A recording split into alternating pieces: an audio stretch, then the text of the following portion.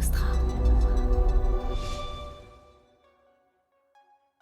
On a levé 140 000, 130 000 euros par ce biais-là. On a un magazine qui est à même d'accueillir de la pub, donc qui peut tout à fait obtenir son équilibre. D'ailleurs, on pense qu'il va l'obtenir. En tout cas, je le souhaite via la vente de publicité.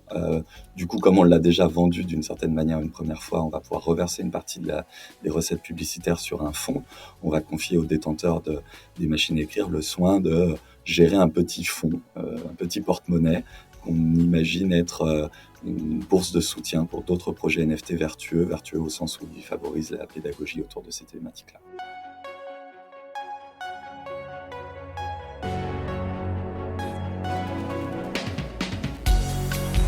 Bienvenue dans Mediarama, le podcast du futur des médias. Je suis François Desfossés et chaque semaine, je rencontre des entrepreneurs, des têtes penseuses et des experts de la galaxie média. Ce podcast est proposé par Cosa Vostra, agence de conseil tech et créative. Retrouvez-nous sur cosavostra.com.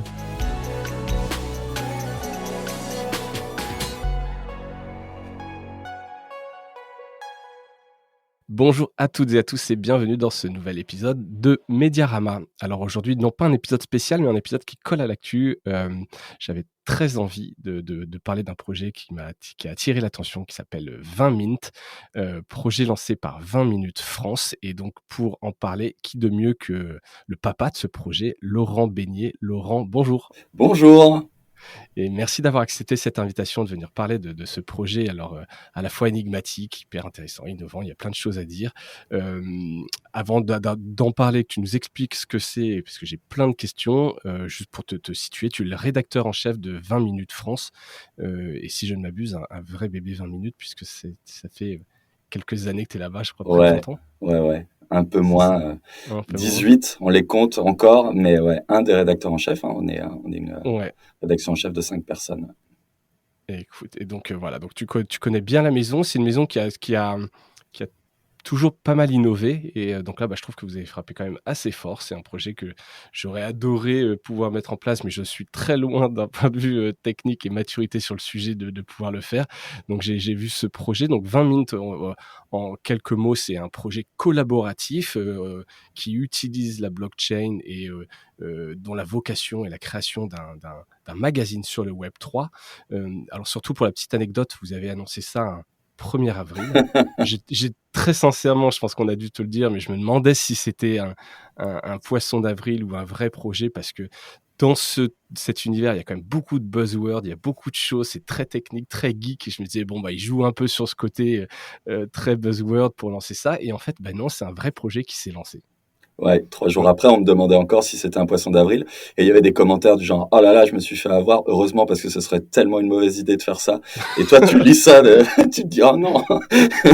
Est-ce que je peux encore annuler? Non, c'est un vrai projet. Donc on est un mois presque et demi après la sortie du projet, et voilà, donc je voulais vraiment un peu en savoir plus, que tu expliques ça, parce que je pense que c'est une des vocations du projet, un peu d'évangéliser là-dessus.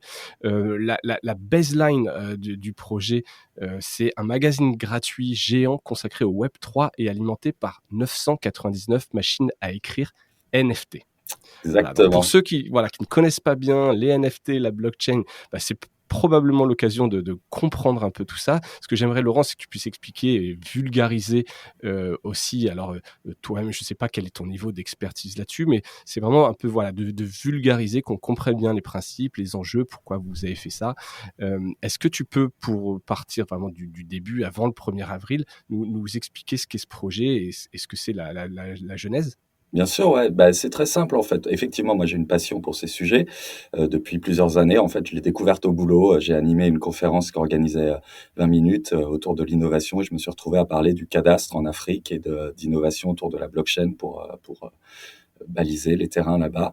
Et ça m'a jamais quitté depuis. J'ai, à titre personnel, pas mal œuvré pour essayer de comprendre un peu mieux ce qui se passait autour de la blockchain, des blockchains, suivre un petit peu l'arrivée de la finance décentralisée, puis des NFT, toutes choses qui me semblaient être des passions très personnelles. Et puis dans le même temps, la rédac a fait son chemin et elle a, elle aussi, couvert des sujets au gré des actualités. On a beaucoup parlé à un moment de crypto, on a beaucoup parlé ces derniers temps de NFT quand ils sont arrivés un petit peu dans le radar des différentes rédactions. Et on a fait une première expérience portée par une journaliste de 20 minutes qui s'appelle Laure Baudonnet et qui a essuyé les plâtres pour nous, qui a tenté de mettre en vente en NFT un numéro de 20 minutes, en l'occurrence un numéro qui n'avait jamais été publié, consacré aux innovations et aux années 2020. On l'avait sorti en PDF, mais on l'avait jamais imprimé. Et on s'est dit, bah voilà, super, on va le vendre en NFT. Et elle voulait, très exactement, le vendre dans une maison aux enchères classique. On était à une époque où la loi n'avait pas encore avancé là-dessus, et on verra que c'est un peu un leitmotiv. On est en permanence un peu plus rapide que la réglementation, c'est logique. Et du coup, à cette époque-là, c'était impossible de vendre un actif numérique dans une vente aux enchères classiques au marteau. Donc on avait trouvé, avec l'accord du régulateur, une petite Une astuce petite faille. ouais, qui consistait à vendre un bien physique, en l'occurrence une plaque d'impression. C'était assez ironique puisqu'il avait jamais été imprimé. Donc, on a fait faire Ouais. une plaque d'impression exprès pour l'occasion et on l'a vendu au marteau. Et c'était sympa, c'était pour une œuvre caritative et puis ça nous a permis de publier beaucoup d'articles que Laure a fait pendant plusieurs mois. Et en fait, à ce moment-là, je me suis rendu compte d'un truc qui était assez marrant, c'est qu'en regardant les commentaires sous ces articles, je retrouvais les commentaires qu'on m'avait fait en 2017 quand j'avais parlé pour la première fois de blockchain dans le cadre professionnel. Et je me rendais compte qu'en fait, en 4 ans, il n'y avait pas énormément de choses qui avaient évolué dans la perception que peut avoir le très, très grand public. Hein. Évidemment qu'il Mmh. y a énormément de Ouais, en gens qui dehors sont très à l'aise avec ça, des geeks ou en tout cas de bien ceux sûr. qui sont un peu passionnés qui suivent. Et donc on s'est dit, bah, on va y aller, on va augmenter un petit peu la voilure et on va faire davantage d'articles pour aider les gens à se faire une idée sur ces technos-là. Nous, on n'est pas nécessairement prosélytes du Web3. Donc le Web3, pour ceux qui en délimitent encore mal les contours, c'est l'ensemble des technologies qu'on va rattacher à la blockchain. Donc les plus célèbres, c'est le métaverse parce qu'il s'appuie très souvent, en tout cas, sur des NFT et sur des cryptos pour lui donner un peu de consistance. Et les NFT et les cryptos, c'est deux usages très fréquents de ces fameuses technologies du Web3 et de ces fameuses blockchains. Donc on s'est dit on va faire davantage d'articles, mais tu connais les médias mieux que moi. Si on ne faisait que du numérique, on s'exposait à un petit frein qui était que l'intégralité de ces articles, une bonne partie de ces articles, s'adresserait à des gens qui ont déjà l'idée d'aller les chercher, soit via des requêtes moteurs, soit via le filtrage social sur leurs propres réseaux sociaux. Si on veut Ouais. s'adresser à des gens qui, pour l'instant, s'en moquent, et c'est notre autre baseline, un projet mené par ceux qui savent pour ceux qui s'en moquent, encore, il faut trouver une autre méthode. Et notre méthode, c'est de pirater 20 minutes, puisque le jeudi pardon, 16 juin, on aura à la place de 20 minutes dans toute la France un 20 Mint, qui est donc un magazine de 24 pages entièrement consacré à l'innovation blockchain et à tous les cas d'usage très concrets qu'on peut déjà présenter avec un petit prisme. C'est de le faire en France, donc avec des projets français, parce que la France a un tissu entrepreneurial là-dessus assez génial et il y a énormément de choses à dire pour ce numéro spécial. Ça, Donc ça viendra remplacer le numéro classique et ce ouais, sera un peu la surprise, c'est que ce sera distribué dans les points, habituels, sorties de métro et cetera et ce sera 20 minutes à la place de 20 minutes. exactement. Alors le 16 juin, c'est pas choisi complètement par hasard. En France, il y aura Vivatech à ce moment-là, et Ouais. Vivatech, le thème de cette année, c'est le Web 3. Et donc on s'est dit que bah, c'était un bon complément de ce qui était fait et qui est remarquablement bien fait par Vivatech, un bon complément très grand public puisque nous on va tirer à 800 000 exemplaires ce jour-là, un numéro entièrement consacré à ces technos-là. Donc ça, c'était l'envie éditoriale du Ouais. journaliste que je suis. Après, il y a une réalité marketing, une réalité financière derrière tout ça. C'est comment tu fais pour à la fois faire un numéro qui rende bien compte des différents sujets importants pour la communauté Web3 et comment tu le finances, sachant que le papier coûte très cher, et coûte même plus cher qu'il n'a jamais coûté en ce Ouais, moment. on en parle effectivement, il y a un vrai sujet en ce moment sur le coût du papier, la production, quoi. Et donc, bon, pour répondre à premier enjeu, constituer une communauté qui puisse nous aider à faire de ce journal ou de ce numéro spécial un magazine vraiment pertinent, on s'est dit de manière assez simple, en prenant exemple sur deux, trois initiatives qui existaient à ce moment-là, mais on s'est dit si on veut regrouper des gens qui s'y connaissent un petit peu en Web3, qui ont déjà franchi le pas, bah, le plus simple, c'est d'aller les chercher sur ces outils-là. Et donc, si on leur vend un NFT, on est à peu près certain que les gens qui l'achèteront sont déjà à minima en mesure d'acheter un NFT. Il y a 2-3 prérequis techniques pour le faire, notamment d'avoir un wallet.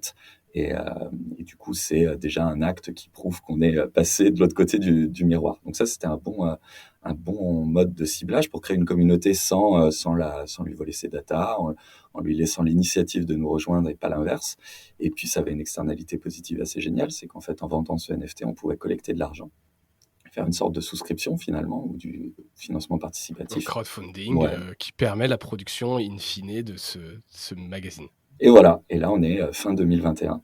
Et ça reste un PowerPoint dans mon ordi pendant quelques temps parce que une fois que tu t'es dit ça, tu te heurtes à un truc tout bête, c'est un développement technique.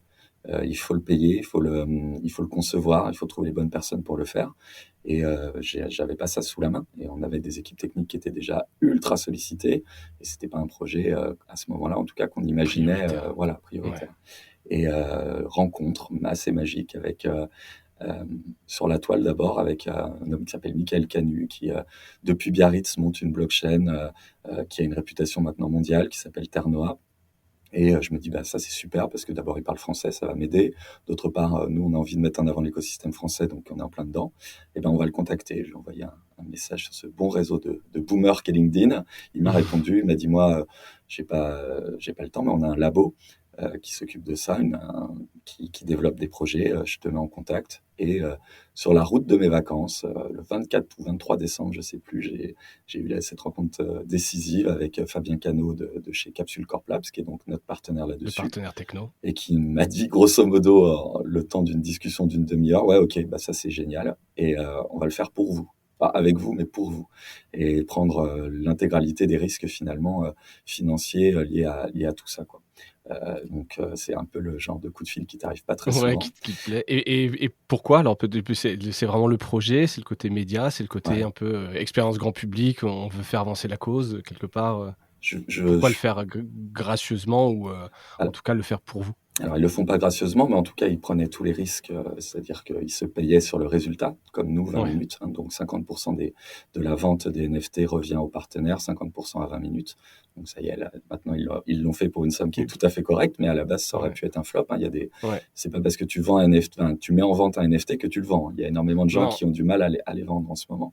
Et effectivement, faut le dire, mais donc les 999 NFT ont été vendus en l'occurrence, hein. Ouais, On y reviendra on y après, mais reviendra, donc mais ouais. à ce jour, cette première phase est un succès. Donc eux, ils le savaient pas encore, ils prennent ce risque, voilà, de dire, bah, on va le faire pour vous, on est chaud, on y va. Et je pense qu'ils avaient fait le même constat que nous, c'est qu'en gros, il faut sortir d'une forme de niche d'experts pour aller vers du plus grand public, parce que c'est comme ça que, enfin, c'est l'enjeu maintenant pour tous les acteurs du Web3. Il y a les preuves de concept ont été établies, on voit que ça fonctionne, on voit qu'il y a des vrais plus sur les usages. Maintenant, il faut les faire adopter par un grand nombre de nos concitoyens. Et nous, notre souhait, c'est que cette adoption, elle se fasse de manière éclairée, en sachant exactement ce pourquoi on y va, est-ce qu'on Mmh. doit réguler tout ça, et est-ce qu'il faut, enfin, quelles précautions il faut prendre. Donc finalement, on leur fait aussi la partie un petit peu évangélisation, j'aime pas bien ce terme, mais on les aide à sensibiliser l'ensemble des Français, et puis eux, ben, ils ont une belle occasion de démontrer leur savoir-faire. Donc je pense qu'ils y ont trouvé leur compte. En tout cas, ça s'est fait à partir de là très très vite, puisque le 1er avril, donc 4 mois après, on s'est entendu sur tout, et on sortait du bois à travers un tweet qui annonçait la création de cette communauté et la vente prochaine, en l'occurrence une vingtaine de jours plus tard, de 999 NFT de machines à écrire, d'où Mmh. le petit claim tout à l'heure, de machines à écrire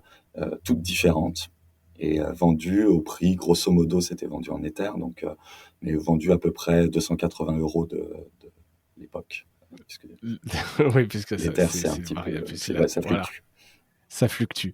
Est-ce que ce projet, tu pourrais l'expliquer, de manière, très simple, comme si je devais l'expliquer à ma grand-mère, l'ensemble du projet 20 Mint? Puisque c'est un peu Ouais, le but de ce que vous voulez faire, c'est quelqu'un complètement. qui ne connaît rien et qui découvre ce projet. Comment tu peux l'expliquer en quelques phrases? Bah ouais, c'est aussi ce que j'ai fait avec mes proches, et moi, si je devais le résumer, c'est voilà, on va faire un magazine gratuit autour de l'innovation la plus intéressante du moment, qu'est le Web3. Mais peu importe qu'on l'appelle le Web3, c'est là où finalement se passent les choses les plus intéressantes pour s'intéresse à l'innovation numérique. Et pour le financer, on a fait une souscription avec les outils du moment. Les outils du moment, ça peut être le NFT, et c'est comme ça qu'on a construit cette souscription. Et parce que l'ORTF, c'est fini, on a donné la possibilité à ceux qui nous ont aidés financièrement de nous aider intellectuellement à réfléchir à ce que pourrait être un magazine Web3, c'est-à-dire qui parle de Web3 avec les armes du Web3, en sachant une des plus-values qu'apporte cette technologie, qu'on en comprenne le fonctionnement ou pas, on comprend très bien cet avantage-là, c'est la décentralisation. Elle permet Ouais. de se passer de cette relation très verticale euh, qui régit quand même encore pas mal de nos activités numériques. Voilà, puisque les propriétaires de ces NFT, en fait, auront un rôle proactif, en tout cas voix au chapitre dans alors peut-être pas la ligne éditoriale, mais dans le choix des articles, dans un certain nombre de domaines, ils sont, c'est là le côté un peu décentralisé, c'est qu'ils seront consultés, ils font partie prenante de l'organisation, et pourront voilà, décider un peu de l'avenir aussi du projet. Ça y est, c'est fait, on y est. Ils ont acheté leur machine à écrire fin avril. Ils nous ont laissé 4 jours pour souffler. Et puis ensuite, ils se sont réunis sur une section réservée aux détenteurs de ce NFT sur Discord. Donc voilà, je pense que Discord, vous voyez, en tout cas, c'est une... C'est un logiciel, ouais, de messagerie exactement. vocale, écrite, voilà, bon après Très bien. voilà, je Un pense qu'on peut outil, difficilement faire plus simple, mais voilà, voilà. qui s'utilise beaucoup à l'origine dans le gaming, mais maintenant dans les entreprises, dans des groupes, des communautés. C'est un bon logiciel pour faire vivre une communauté. Exactement. Et elle vit bien. Le groupe vit bien. On en a regroupé une bonne partie. Ils sont pas tous venus. Certains ont acheté le NFT pour nous soutenir, mais n'ont pas forcément le temps ou l'envie de participer davantage à l'élaboration du journal. Et c'est très bien. Ils sont les bienvenus aussi. Mais en tout cas, ceux qui ont fait l'achat dans l'optique de participer ensuite au choix des articles, au choix des intervenants, aux discussions qui entourent la création du magazine, sont déjà regroupés à l'intérieur de ce serveur et échangent comme au bon vieux temps des forums sur un certain nombre de questions qu'on leur pose tout au long du processus de création de ce magazine. Donc on a commencé Ouais. par leur demander par exemple qui sont les intervenants qui selon vous devraient à tout prix être interviewés dans ce numéro. Bon, mauvaise façon de consulter une communauté. On s'est retrouvé avec un vote qui ressemblait à l'élection des délégués de classe et on a récupéré une liste de noms qui est pas très exploitable finalement parce qu'on les entend déjà partout et que c'est pas exactement comme ça qu'on veut procéder. Ok, le problème vient de nous, on change le mode de fonctionnement, on crée un nouveau mode de consultation avec beaucoup plus de débats en amont et un vote qui intervient pour valider finalement des choix qui ont déjà été faits dans des instances de délibération. Mais en revanche, le vote, on s'en sert pour protéger la communauté. Imaginons que quelqu'un rachète toutes les machines à écrire et soit du coup en mesure de faire passer son opinion avant toutes les autres, voire même de ne promouvoir que la sienne, on se retrouverait avec un projet complètement noyé.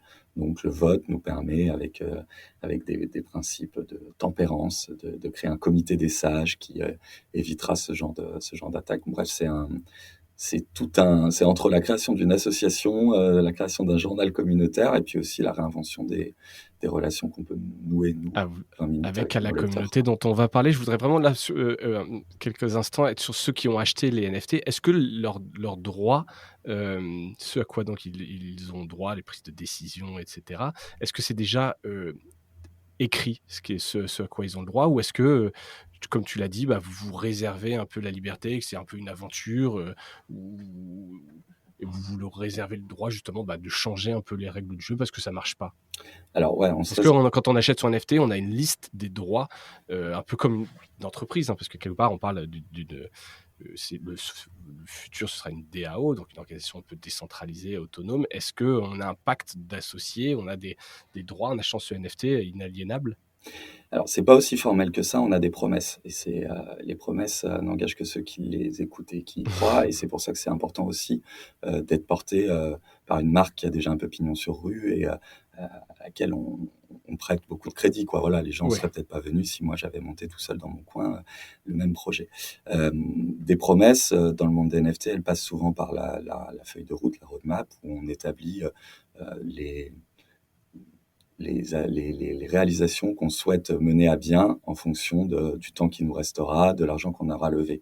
Par exemple, on a proposé à la communauté, avant même qu'elle achète les machines à écrire, on l'avait réunis déjà sur Discord entre la sortie du bois le 1er avril et la vente fin avril. On a commencé à discuter avec la communauté sur Discord et donc c'était des gens qui étaient intéressés mais qui n'avaient pas encore fait l'acte d'achat et on leur a proposé de choisir le prix du NFT en leur disant voilà, si vous le voulez à tel prix, on pourra faire 200 000 exemplaires. Si vous le faites à tel prix, on pourra faire 800 000 exemplaires et le traduire en anglais. Ils ont choisi ce scénario élevé. Et ce scénario élevé, on estime qu'ils ont le droit d'en voir le résultat. C'est la promesse qu'on leur a faite, on va la tenir. Ouais. Mais après, on fera vas-y. plus. J'espère en tout cas leur proposer beaucoup plus. Et ça, tu peux dire ça qu'à partir du moment où les gens ont acheté leur machine. Maintenant, on est détendu, ils ont leur machine à écrire. S'ils ont du plus, ils seront ravis. Et s'ils n'en ont pas, au moins, ils auront eu ce pourquoi ils ont acheté cette machine à écrire. Exactement. Sur cette communauté, avant qu'on parle de l'animation de communauté là un peu plus tard, il y a au-delà de ceux qui ont acheté donc les 999 machines à écrire, il y a combien de personnes qui ont été impliquées, qui sont venues sur le Discord, sur Twitter? Et est-ce que tu as une sociodémographie? On le disait, il y a quand même sur ces sujets Web3, blockchain, NFT, il y a une barrière un peu techno à l'entrée. Alors je dis le mot geek qui peut tout et rien dire, mais tu vois quand même un peu ce que je veux dire. Est-ce que vous avez regardé un peu d'un point de vue sociodémographique qui a été actif dans le projet? Alors non, et puis on s'interdit de le faire. C'est un des usages aussi un peu sympas du Web3, c'est qu'on renverse un peu la table sur la relation aux données. Donc on n'a pas spécialement envie d'apprendre à leurs dépens qui sont ces gens qui nous suivent. En plus, on n'a pas les outils, pour le faire techniquement. La relation qu'on a avec eux, elle passe par Discord. Discord, c'est les data qu'ils te donnent, c'est voilà. En plus, effectivement, c'est des gens sous pseudonyme. Et ça nous va très bien. On va même un peu plus loin, c'est-à-dire que, alors c'est des petits détails, mais ça te permet aussi de comprendre un peu la philosophie qu'il y a derrière tout ça. On avait un partenaire, Ledger, qui vend des portefeuilles hardware, qui nous a suivis dans cette affaire, qui est arrivé quelques jours avant la vente et qui nous a dit nous, ça nous fait marrer, on va cacher 10 ledgers dans les NFT. Donc tu achetais ta machine à écrire et tu découvrais le visuel de ta machine à écrire. Ça faisait partie de l'expérience. Qui sont tous uniques, des déclinaisons d'une machine à écrire. Si tu découvrais sur le visuel un petit ledger, ça ressemble à une clé USB pour ceux qui n'en ont jamais vu, tu la gagnais en vrai. Super, on se dit, ça c'est parfait.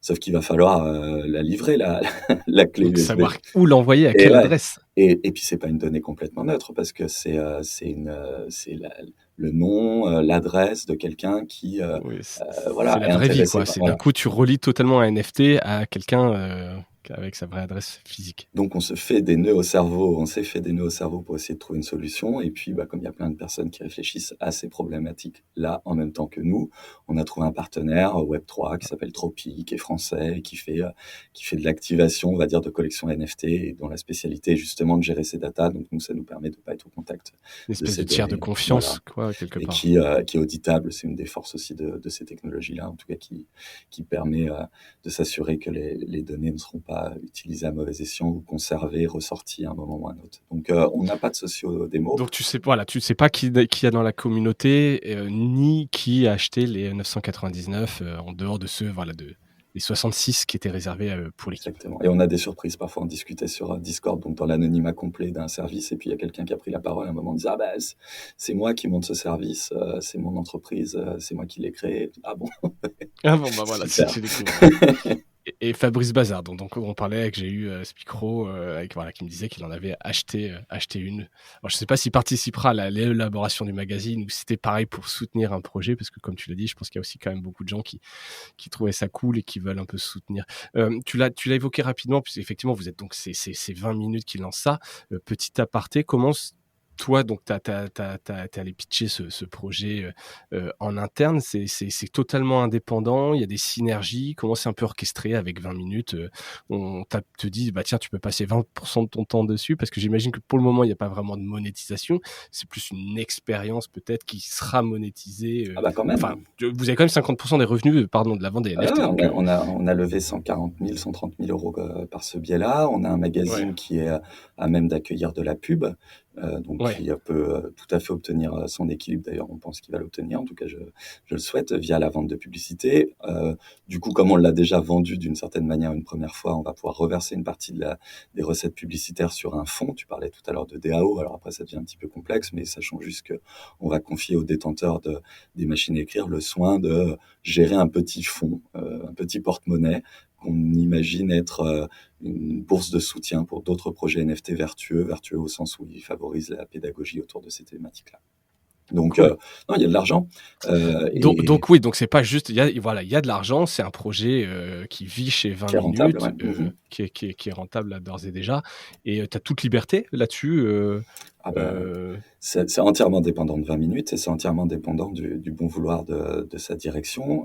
C'est ma direction, elle m'a fait confiance là-dessus et honnêtement, je trouve que c'est une audace folle. Après, voilà, je me doute qu'ils vont l'écouter, donc c'est pas évident de leur tresser ces louanges-là en direct, mais Non, non, franchement, il mais faut avoir, c'était pas ouais, gagné, tu vois. Tu aurais pu en vendre, je sais pas, un tiers ou que ce soit un peu un fail trop compliqué, que ça exactement. marche pas. Ou... Et il fallait quand même publier le journal. Donc, tu vois, ça aurait été la double peine, quoi. Et ils y ont Ouais, cru, ils m'ont fait confiance, ils m'ont aidé le plus possible. Maintenant, le projet prend une telle ampleur qu'effectivement, moi, je leur demande du temps. Et c'est la ressource qu'on souhaite tous avoir. Parce que moi, je suis ouais. par ailleurs un des rédacteurs en chef de 20 minutes, comme tu le disais tout à l'heure. Donc, je participe au travail global de la rédaction en chef. Et ben, le temps manque un peu, et pas les envies ni les projets. Donc, voilà, il y aura des arbitrages, j'imagine, à J'imagine. faire. Tu passes combien de temps sur ce projet, si c'est pas En tout indiscret? cas, tous mes week-ends et une bonne partie de mes soirées, ça c'est certain, parce qu'en plus, le Ouais, t'es Discord bien ne dort investi. jamais. Ouais. Et ça, c'est un conseil à celles et ceux qui voudraient lancer ce type de projet. La modération et l'animation de communauté, c'est un poste de dépense temps et donc argent aussi, complètement fou. En fait, une communauté, la promesse. Parlons-en justement un peu de cette animation. Je voulais parler un peu techno, peut-être on pourra le faire après s'il nous reste du temps, mais donc on l'a dit, l'animation, elle s'est principalement faite sur, Discord. Hem, de manière officielle, a été modérateur? Donc il y a toi, j'imagine, votre partenaire. Comment ça s'est fait? Ouais. Comment ça s'est organisé? Quelle charge il y a eu dès les premiers jours? Dans l'inconscience totale, ça s'est fait. Moi, le partenaire m'a dit: «Il faut être sur Discord». Je dis: «Ah, tu crois?» Parce que quand même, moi, je vais essayer de vendre aussi ces machines à écrire à des gens, tu citais tout à l'heure Fabrice, mais à des gens qui viennent, enfin, qui ont des hautes responsabilités, qui n'ont pas forcément le temps d'être sur Discord et puis l'interface, elle peut être anxiogène. Si, si, tu verras, il faut aller sur Discord. OK, bah, allons sur Discord. Moi, je le pratiquais assez peu. On arrive dessus et il me dit: «Qui va gérer ça?» Je dis: «Oh, bah, moi, je vais m'en occuper, j'irai poster un truc le soir». Ça les a bien fait rire. Ils m'ont dit: «Non, non, mais J'imagine. t'inquiète pas, on va trouver quelqu'un». Et donc ils ont embauché quelqu'un pour faire la modération à temps plein. Et puis c'était déjà pas suffisant. Et donc moi aussi, je m'y colle. J'ai un chef de service, Romain Goulomès, qui s'y colle aussi. Il y a Théo Poisson du côté de Capsule Corp qui s'en occupe. Bref, on est 4 pour animer une communauté qui est Hyper active, ouais, hein, hyper active. Ouais. on parle de quelques milliers de À personnes, peine, ouais, à peine. mais qui ont été hyper actifs parce que pour le «petit jeu» entre guillemets, c'est qu'une partie donc des NFT pouvaient être, gagnés par le biais de jeux, notamment d'énigmes. Non, alors je te vois hocher la tête, c'est pas Ouais, exactement ça et donc explique bien peut-être le principe ouais, sur c'est une mécanique de la assez bizarre, hein. distribution. C'est la mécanique un peu technique, Ouais. mais tu l'expliqueras mieux. Vas-y, je t'en Mais en prie. fait, quand vous voulez acheter un NFT aujourd'hui, il y a une telle compétition pour les projets de NFT, tous ne marchent pas, hein, mais qu'aujourd'hui, le jeu, c'est de gagner le droit de l'acheter. C'est une C'est mécanique qui d'être est dans quand même une assez... file d'attente, voilà, c'est Exactement. d'avoir le droit de l'acheter. Parce que sinon, c'est la foire d'empoigne et il y a, tout le monde va vouloir acheter le NFT en même temps sans garantie de l'obtenir. Et donc, pour obtenir plus de chances d'acheter ce NFT, va verser des frais plus importants. C'est comme il donnait un pourboire à la personne qui valide l'achat du NFT. Et tu peux choisir la taille de ce pourboire-là. Et dans certaines collections de NFT, le pourboire peut représenter beaucoup de fois le prix du NFT, ce qui pour nous n'était pas souhaitable au-delà même de la pure perte économique que ça représente, puisque c'est de l'argent qui ne Ouais. nous revient pas. Par ailleurs, nous, ce qu'on veut, c'est la communauté la plus égalitaire possible. Donc, tu donnes des droits à certaines personnes de venir dans une salle où ils seront tout seuls pour acheter. Ils auront 24 heures pour faire un achat et ils seront tranquilles pour le faire. C'est ce qu'on appelle une whitelist ou une mint Tu les list, si on veut pas récompenses être quelque binaire. part pour une action, et cetera, en leur donnant l'assurance de pouvoir acheter le NFT. Exactement. Et ça a été un jeu permanent avec la communauté. Et puis maintenant qu'on a établi notre communauté, on fait gagner des accès dans les whitelists des autres projets qui nous semblent vertueux, de manière assez similaire en organisant des jeux. Et ça fait partie des choses qu'on continue à délivrer à la communauté en plus de la promesse initiale. Parce que pour un fan de NFT, avoir la possibilité d'en acheter un autre, c'est souvent un beau cadeau qu'on lui fait. Ouais, mais donc ils ne sont pas là pour le coup des NFT de 20 mint, qui sont Non, d'autres voilà. projets que vous soutenez. Mais Ouais. est-ce qu'il n'y a pas justement, à partir du moment où c'était donc limité, les gens qui n'ont pas eu, qui n'ont pas été en whitelist, une frustration ou un effet qui retombe en disant: «Bon, bah, à quoi ça sert que j'ai encore sur le Discord quelque part si, bon, bah, j'ai loupé le NFT avec cet effet de rareté, hein, toujours qui est intimement lié au NFT. J'ai loupé le truc, j'ai pas mon NFT 20 mint, j'ai pas ma machine à écrire. Bon, bah, salut, au revoir, je regarderai éventuellement le 16 juin le magazine», tu vois? Ah bah si, pleinement, évidemment. Donc il faut continuer à penser l'animation d'une communauté à deux niveaux. Une communauté vraiment premium, qui est celle qui a dépensé l'argent nécessaire pour la rejoindre et pour acheter ces fameux NFT. Et puis une communauté de gens qui sont intéressés par le sujet, mais qui soit n'avaient pas l'argent, l'envie ou le temps Mmh. d'acheter leur machine à écrire, mais qui nous intéressent, évidemment. Donc on a différents niveaux.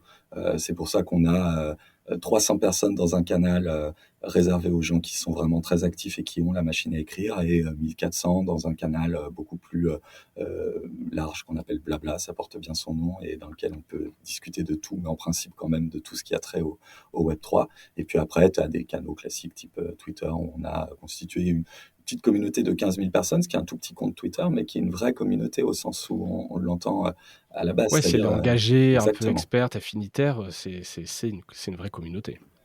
Donc voilà. Hem, J'avais une question un peu de te provoque, mais est-ce que tout ça n'aurait pas pu être fait, avec des badges en bonne vieille gamification, et puis derrière un vrai crowdfunding?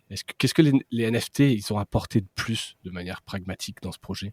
Alors, c'est une super question. Effectivement, tu peux faire plein de choses avec les badges. La rareté, retrouver la rareté dans l'environnement numérique, ça c'est quelque chose à mon avis, qui change complètement les règles du jeu. Et le badge, s'il est bien capé, il peut te permettre de faire ça. Le NFT nous permettait de faire autre chose et nous permettait de créer une relation transactionnelle avec un certain nombre de lecteurs. C'est-à-dire que c'est pas neutre le fait de mettre 280 € dans le pilotage d'un journal, qui plus est un journal gratuit.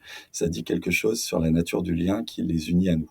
Et ça crée ça leur donne des droits, et nous, ça nous crée aussi pas mal de devoirs. Et je pense qu'on s'est mis en quelque sorte dans une situation on leur devait quelque chose. Et on leur doit encore aujourd'hui quelque chose. Et moi qui animais énormément de communautés différentes, certaines très bienveillantes, hein, pour 20 minutes, d'autres un peu plus dures à gérer, c'est la première fois où je me sens autant redevable des gens qui font partie de cette communauté-là. Et c'est Mmh. la première fois du coup que j'inverse réellement mes préoccupations. Quoi que j'en dise, j'ai toujours eu une approche assez descendante de ma gestion des communautés, et je pense que mes collègues te diraient la même chose. Tu crées une communauté, mais tu es quand même un petit peu celui qui l'administre, tu es un peu celui qui est au-dessus, c'est toi qui es dans le Mmh. journal, c'est toi qui décides, ah ben non, ça en prend pas. Tu inverses le lien et le rapport, et tu t'inféodes finalement à un groupe qui est bienveillant, puisqu'ils sont venus là pour t'aider à monter un journal. Donc c'est pas de l'esclavage, et c'est pas quelque chose de dur, mais c'est quelque chose d'exigeant. Et enfin voilà, peut-être que d'autres personnes arriveraient avec des badges à créer cet engagement très fort. Moi, je n'avais jamais réussi à l'obtenir. En revanche, les badges, on va en distribuer, hein, mais sous forme de NFT toujours, et puis pour récompenser des actions bien spécifiques. Voilà, je peux pas en dire beaucoup plus, parce qu'il faut que ça soit des surprises, et puis que ça récompense des gens qui font ça de manière désintéressée. Exact. Exactement. Hem, sur la techno un peu, est-ce que tu peux, alors sans entrer trop peut-être dans les détails, mais ce qui est intéressant, c'est, bah, donc le partenaire, tu l'as expliqué, comment tu l'as sélectionné, une belle rencontre. Sur le choix de la blockchain, il y a souvent alors, encore une fois, je ne suis pas un expert, je le dis, mais dans le choix de la blockchain, il y a beaucoup de sujets, que ce soit sur le côté énergivore ou les coûts même pour minter son NFT qui peuvent être élevés. Vous êtes sur Ethereum, donc ça coûte assez cher, hein, je crois, de minter son NFT. Est-ce que ça, c'est ton partenaire qui a choisi? Est-ce que vous avez été là-dessus actif sur le choix un peu des technos et de cette blockchain? Ouais, ça fait partie vraiment des choses sur lesquelles on a eu des longues discussions, et c'est pas mon choix premier, mais c'est mon choix à la fin, avec 20 minutes. C'est nous qui avons choisi cette blockchain, malgré tous les défauts qu'elle porte en elle. défauts environnementaux, hein, parce que tu as eu la délicatesse de ne pas le rappeler, mais c'est pas une blockchain ultra vertueuse pour l'instant là-dessus. Ethereum, ils sont en train de faire leur propre aggiornamento, mais pour l'instant, c'est encore une blockchain à preuve d'enjeu. Donc, globalement, c'est une Oui, blockchain pas à qui fait preuve de travail, pardon. bon, ouais, Donc, ils font travailler des machines pour valider les transactions et elles consomment beaucoup d'électricité. On va dire ça de manière très schématique comme ça. C'est aussi une blockchain qui est très c'est ça. chère parce qu'il y a beaucoup Ouais. d'usages. Ça a failli être fatal pour nous. À une semaine près, l'opération était un flop total. Il faut savoir qu'il y a une communauté très active de NFT qui s'appelle les Bored Ape Yacht Club, qui, Ouais, ouais. prennent beaucoup de la bande passante médiatique, mais aussi beaucoup de la bande passante d'Ethereum le jour où ils sortent, où ils annoncent des choses. En l'occurrence, une semaine après notre drop à nous, ils offraient des terrains, grosso modo, aux gens qui détiennent ces cartes, ces NFT, et ça a donné lieu à une hausse incroyable des frais de transaction. Et nous, on aurait été complètement balayés par tout Pris dans ça. cette Parce que vague-là et voilà, et ça change totalement la physionomie financière de ton projet, quoi, et ça, c'est quelque chose que tu maîtrises pas. mais on Et a choisi. aujourd'hui, ouais. Non, juste pour te dire, on a choisi Ethereum parce qu'en fait, c'est là où il y a l'activité. Et en fait, après avoir réfléchi à plein d'autres blockchains, on s'est dit, ben, nous, on veut une blockchain une communauté, pardon, la plus hétérogène possible. On veut être en mesure de réunir les fans de tel ou tel, les fans du NFT, les fans du gaming, Play to Earn, les fans de telle ou telle blockchain, les fans des cryptos. Et en fait, le point de rencontre de toutes ces communautés, ça reste la reine des blockchains avec le Bitcoin en tout cas, mais c'est Ouais. Ethereum. Donc on est parti là-dessus, sachant tous les défauts que comportait cette blockchain, mais pour une première opération, c'était, je pense, au final un bon choix. Écoute, en tout cas, ça l'a montré. Est-ce que vous en êtes totalement, dépendant? Est-ce que Non. demain, si tu parles de batch, de choses que vous pouvez relancer, à partir du moment où 20 Mint n'est pas une DAO, hein, c'est pas encore, Mhm. une vraie organisation, structurée et cetera, donc sur un type de blockchain, là, aujourd'hui, vous pouvez totalement changer, demain, Complètement. de voilà, ça vous êtes pas lié. Et on va expérimenter des choses dans plein de blockchains différentes.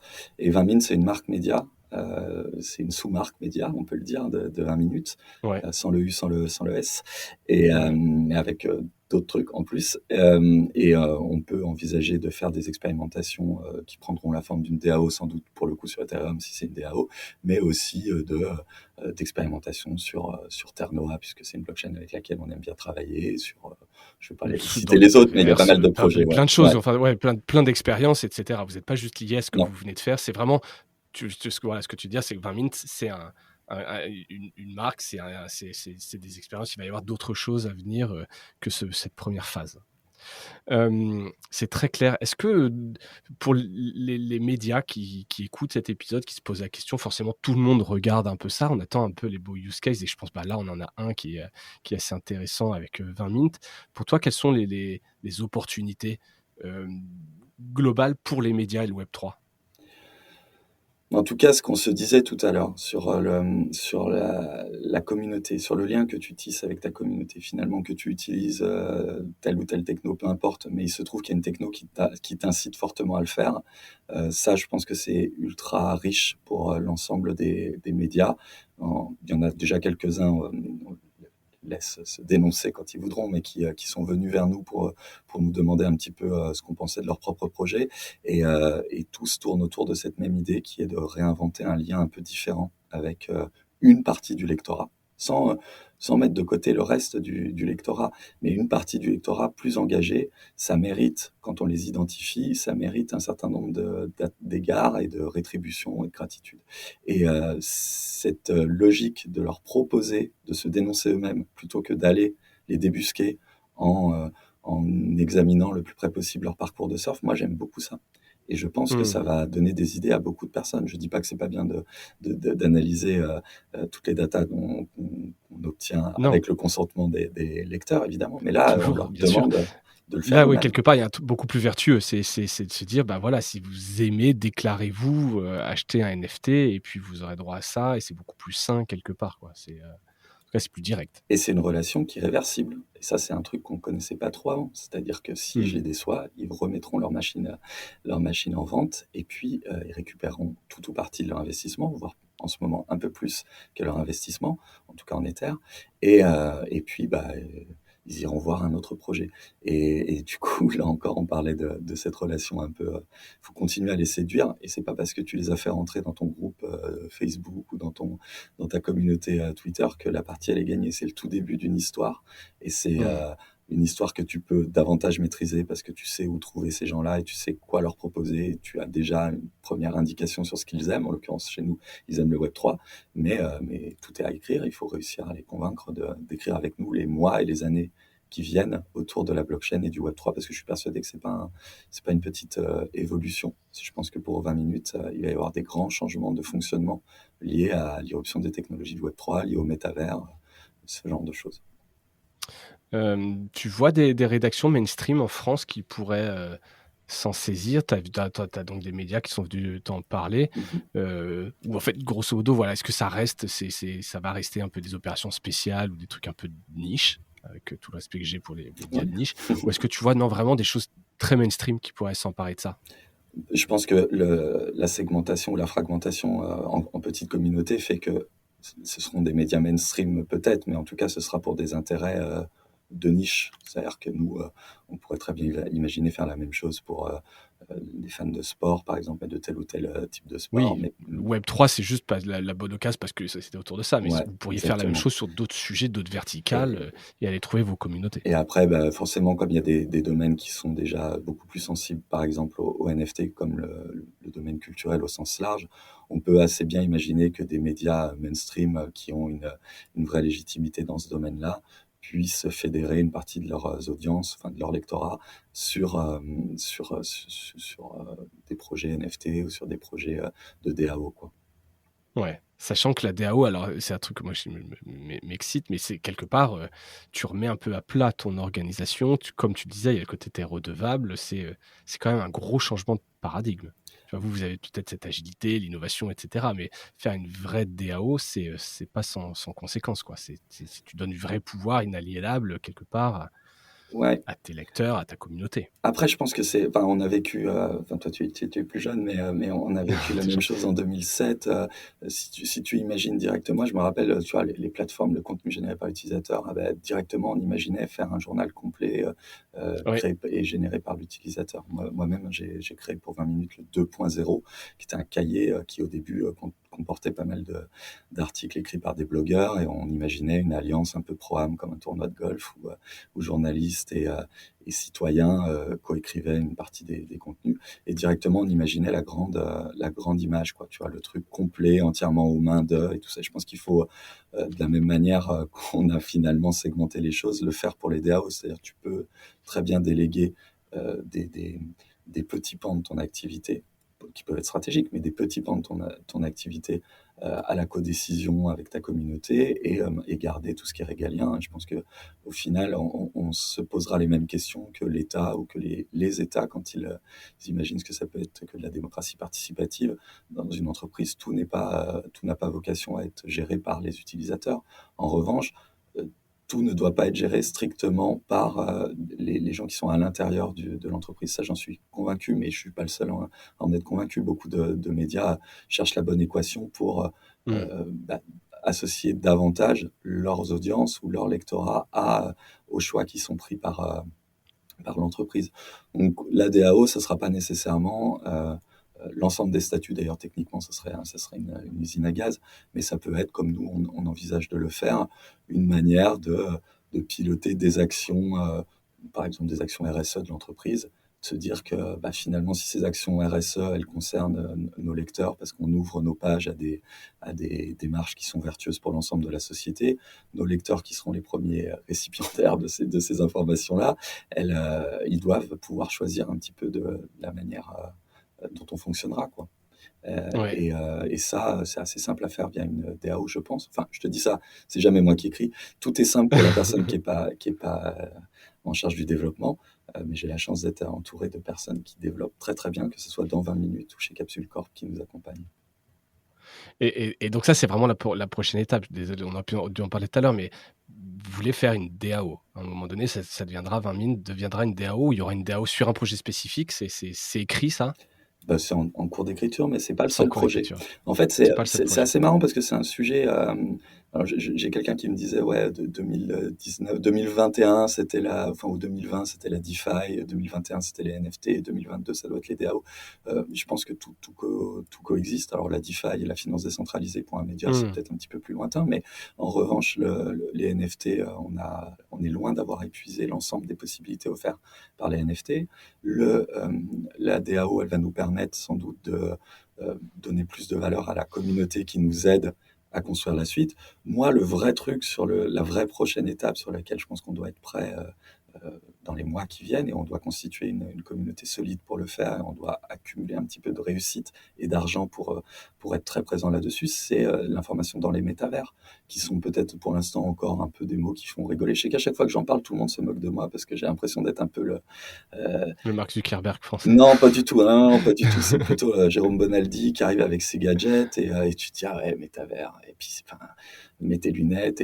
Mais en fait, c'est pas très grave. C'est pas parce que les usages aujourd'hui et la puissance de calcul te permet pas d'avoir un truc hyper fluide, très sympa et très fonctionnel que ça viendra pas.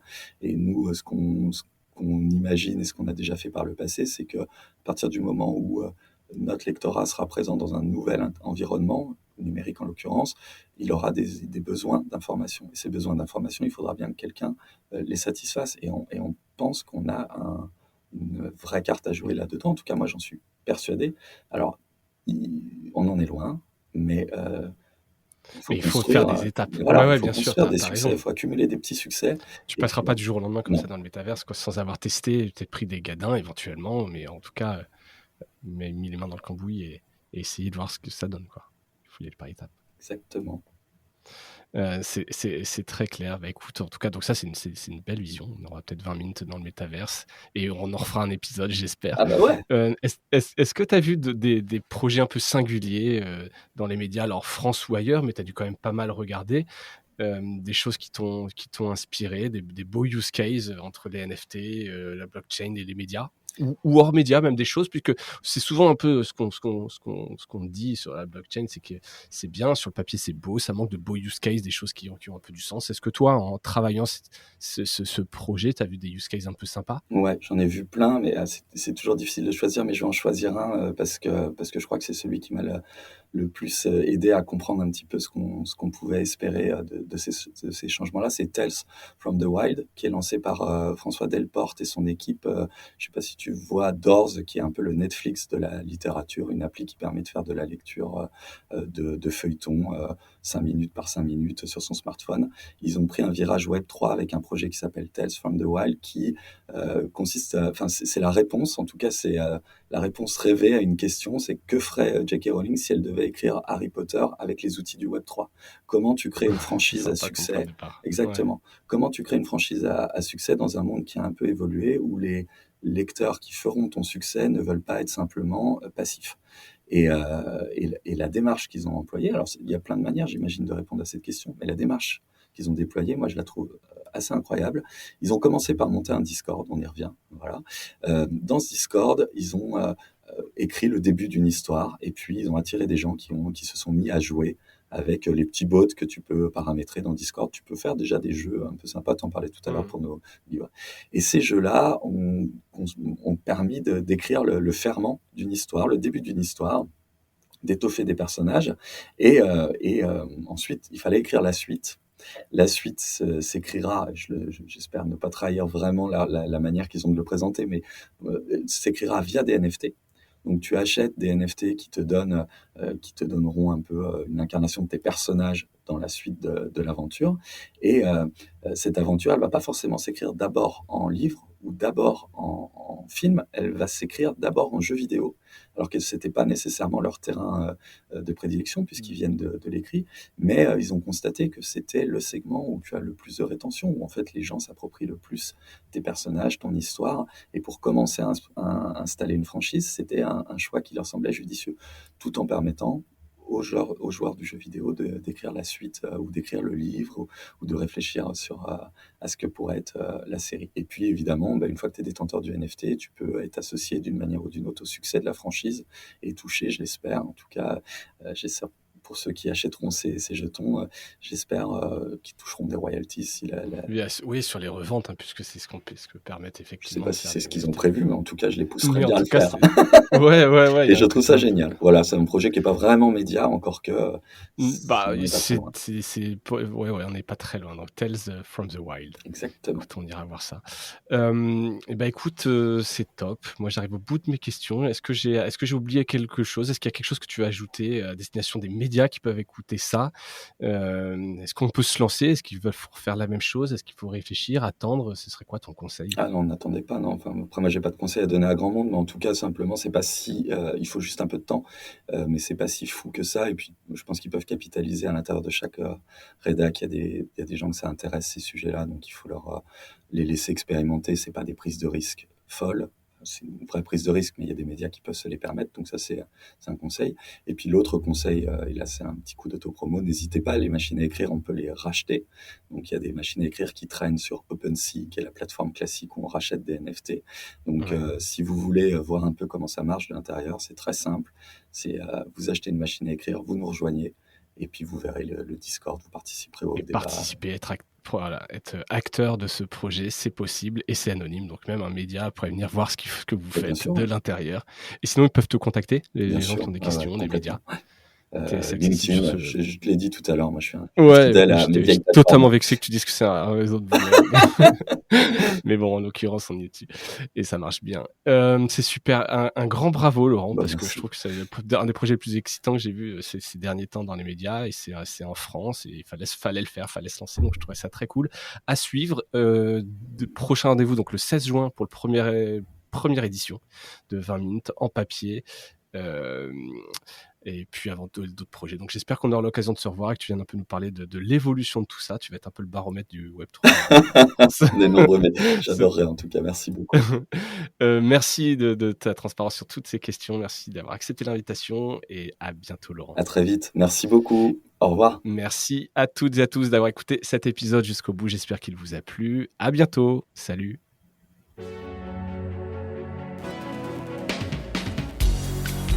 Voilà, Mediarama s'achève. Si cet épisode vous a plu, n'hésitez pas à le liker et le partager. Et puis, si vous souhaitez être accompagné par notre agence Cosa Vostra, contactez-moi par mail mediarama@cosavostra.com. Portez-vous bien.